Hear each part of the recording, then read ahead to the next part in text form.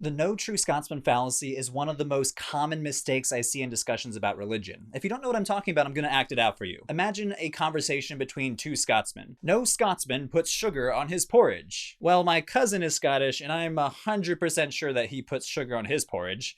Well, he is not a true Scotsman. It's a goalpost moving fallacy. A person makes a generalized statement about Scottish identity, but must amend their perspective as soon as they're presented with evidence that contradicts their preconceived notion of what Scottishness is. I see this all the time in discussions about religion. See if you can spot the similarities. Buddhism is a peaceful religion. But the Buddhist leader Ashin Waratu has famously inflamed hatred against the Muslim population of Myanmar and has been banned from Facebook for hate speech and inciting violence. John Oliver did a whole piece on this. You should watch it. Well, he is not a true Buddhist. Notice what happened here. This is classic No True Scotsman Fallacy territory. Many people have their own preconceived notion of a particular religion and how that religion should act, but dismiss any evidence that's at odds with those preconceptions.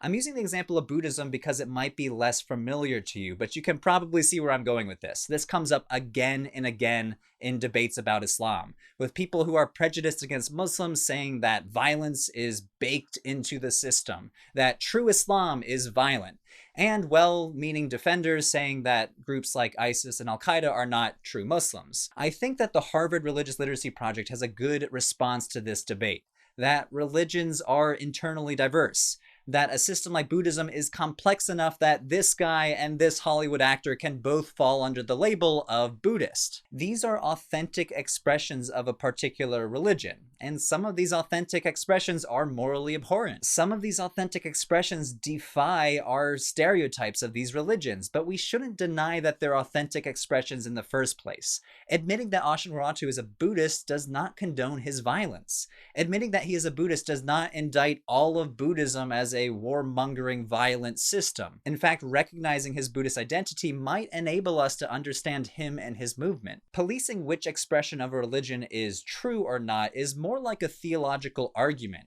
It's not unlike early Christians debating between which Christianity is orthodox and which Christianity is heresy.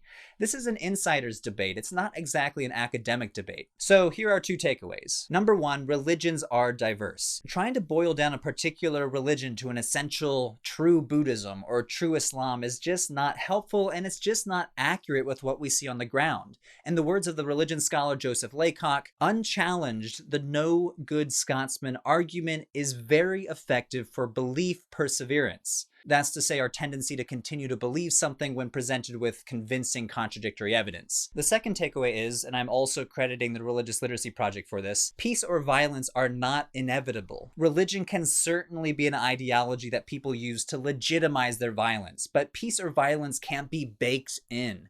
To argue that is a form of No True Scotsman Fallacy, trying to find an essential Islam or essential Buddhism that can never be replicated or identified in the messy, complicated world that is known as humanity. I'd like to end by drawing your attention to this really cool video published by Harvard that illustrates the complexity of religions by asking the question, who is a Muslim? And then in rapid fire images, they post pictures of different people who identify as Muslim. It's a really cool exercise to try to capture the diversity of religion in just a few seconds. Link is in the description below. And as always, thanks for watching, and I'll see you next time.